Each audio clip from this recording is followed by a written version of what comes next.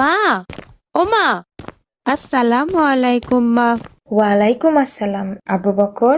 মা, আমার অনেক পানির পিপাসা পেয়েছে, আমাকে এখনই এক গ্লাস পানি দাও মা। একটু অপেক্ষা করো বাবা। এই নাও পানি। বিসমিল্লাহির রহমানির রহিম। আলহামদুলিল্লাহ। এই নাও মা। এটা কি হলো বাবা? কেন মা, কি হয়েছে? এভাবে কি পানি পান করা ঠিক হলো? কেন মা, আমি তো বিসমিল্লাহ বলে পানি পান করেছি, আর তারপর শেষে আলহামদুলিল্লাহ পড়েছি। কিন্তু আমাদের প্রিয় নবী সাল্লাল্লাহু আলাইহি সাল্লাম কিভাবে পানি পান করতে বলেছেন সেটা তুমি জানো না বাবা? কিভাবে মা? আমাদের নবী করিম সাল্লাল্লাহু আলাইহি সাল্লাম ডান হাতে পানি নিয়ে কোথাও বসে বিসমিল্লাহ বলে পান শুরু করতেন। তিনি একেবারে কখনোই পানি পান করতেন না, সর্বদা 3 ঢোকে পানি পান করতেন। তারপরে শেষ হলে আলহামদুলিল্লাহ পড়তেন। আর তুমি দাঁড়িয়ে বাম হাতে 1 ঢোকে পানি শেষ করলে। দুঃখিত মা, আমি ঠিক নিয়মটা জানতাম না। এরপর অবশ্যই ডান হাতে পানি নিয়ে বসে বিসমিল্লাহ বলে 3 ঢোকে পানি পান করব, আর শেষে অবশ্যই আলহামদুলিল্লাহ পড়ব ইনশাল্লাহ। ঠিক আছে বাবা, সাবধান। দেখো তো বাবা, সম্ভবত আমাদের বাসায় নতুন কাজের মেয়েটা এসেছে। আমাদের কবে কাজের মেয়ে নিয়েছো মা? তোমার বাবা গতকাল যাকে ঠিক করে এসেছিলেন ওরই তো আজকে আসার কথা ছিল। ঠিক আছে মা, আমি ওকে এখনই ভিতরে নিয়ে আসছি।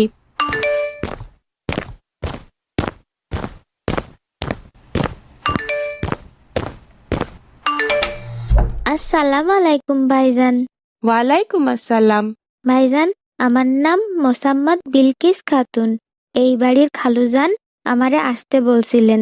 আমি কাজের মেয়ে ভাইজান। ঠিক আছে, ভিতরে আয়।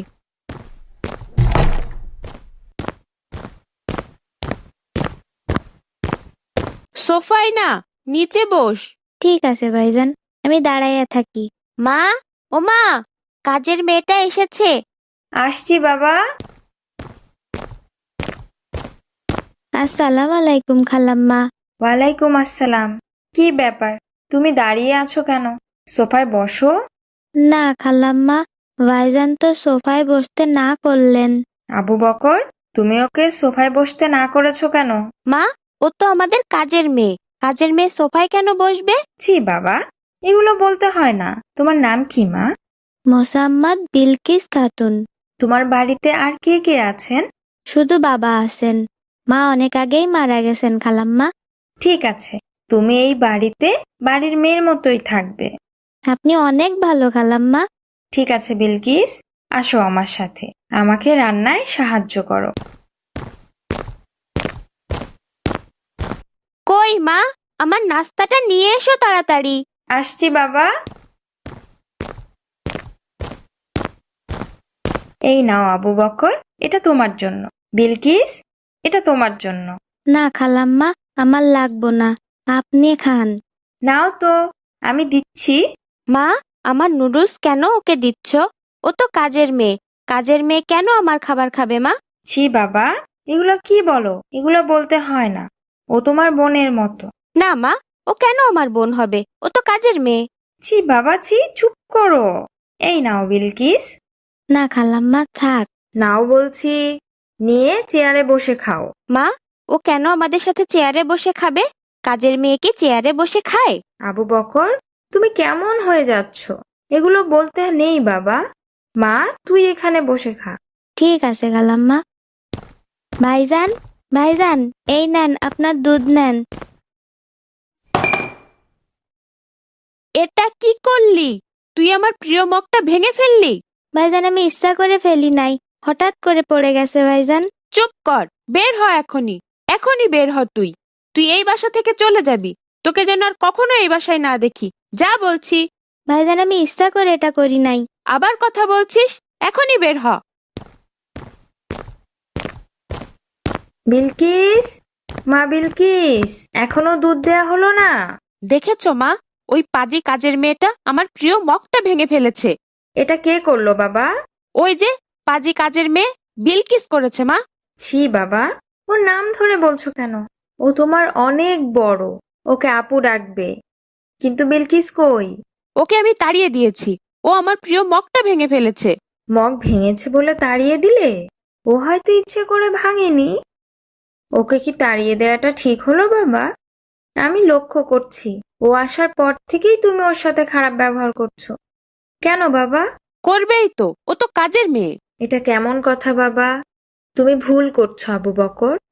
তুমি কি জানো আমাদের রাসূল সাল্লাল্লাহু আলাইহি সাল্লাম কাজের লোকের ব্যাপারে কেমন ছিলেন? কেমন ছিলেন মা? উনি কখনো তার কাজের লোককে কষ্ট দেননি। এক সাহাবী বলেন, আমি দীর্ঘ 10 বছর রাসূল সাল্লাল্লাহু আলাইহি সাল্লামের সেবা করেছি। এই 10 বছরে তিনি একবারের জন্যেও আমার উপরে বিরক্তি প্রকাশ করেননি।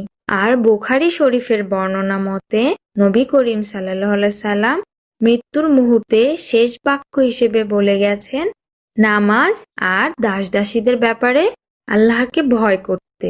নবী করিম সাল্লাল্লাহু আলাইহি সাল্লামের কথাগুলো বারবার বলেছেন। কিন্তু মা, ও আমার প্রিয় মগ ভেঙে ফেলেছে। এজন্যই তো রাগ করে আমি ওকে বের করে দিয়েছি। কিন্তু বাবা, ও হয়তো ইচ্ছে করে ভাঙেনি। এত সামান্য ব্যাপারে তোমার ক্ষমা করে দেওয়া উচিত ছিল। এক হাদিসে বর্ণিত আছে, এক সাহাবী রাসূল সাল্লাল্লাহু আলাইহি সাল্লামকে জিজ্ঞেস করলেন, ইয়া রাসূল সাল্লাল্লাহু আলাইহি সাল্লাম, আমার গৃহকর্মীর ভুলের জন্য কতবার ক্ষমা করব? রাসূল সাল্লাল্লাহু আলাইহি সাল্লাম বললেন, প্রতিদিন 70 বার ক্ষমা করবে। আর একটু ভুলেই তুমি ক্ষমা না করে ওকে বের করে দিলে? আমি বুঝতে পারিনি মা। কিন্তু মা, তুমি ওকে আমার খাবার খেতে দাও কেন? আমার খাবার ওকে দিলে আমার অনেক রাগ হয়। বাবা, আল্লাহর রাসূল সাল্লাল্লাহু আলাইহি সাল্লাম বলেছেন, যখন কোনো দাসদাসী তোমাদের জন্য খাবার তৈরি করে এনে দেয়, তখন নিজের সঙ্গে বসিয়ে তাকে খাওয়াবে। আর কোনো খাবার যদি পরিমাণে কম হয়, তবে অন্তত 2-1 মুঠো তার হাতে দেবে। ও তোমার জন্য এত কষ্ট করে খাবার রান্না করে, তাই দেই বাবা। ওরও তো খেতে ইচ্ছে করে। তাছাড়া আমাদের রাসূল সাল্লাল্লাহু আলাইহি সাল্লাম বলেছেন, তোমরা যা খাবে কাজের লোককেও তাই খাওয়াবে। তোমরা যা পরবে ওদেরকেও তাই পরতে দিবে। আর গৃহকর্মীকে যা খাওয়ানো হয় তা কোনো এক ধরনের সাদকা বাবা। আমি দুঃখিত মা, আমার এগুলো জানা ছিল না। চলো না মা, আমরা আবার মেয়েটাকে ফিরিয়ে আনি। ওর কাছে আমার ক্ষমা চাওয়া উচিত। এই তো আমাদের ভালো ছেলেটা, আমাদের আবু বকর। বাবা ঠিক আছে। মা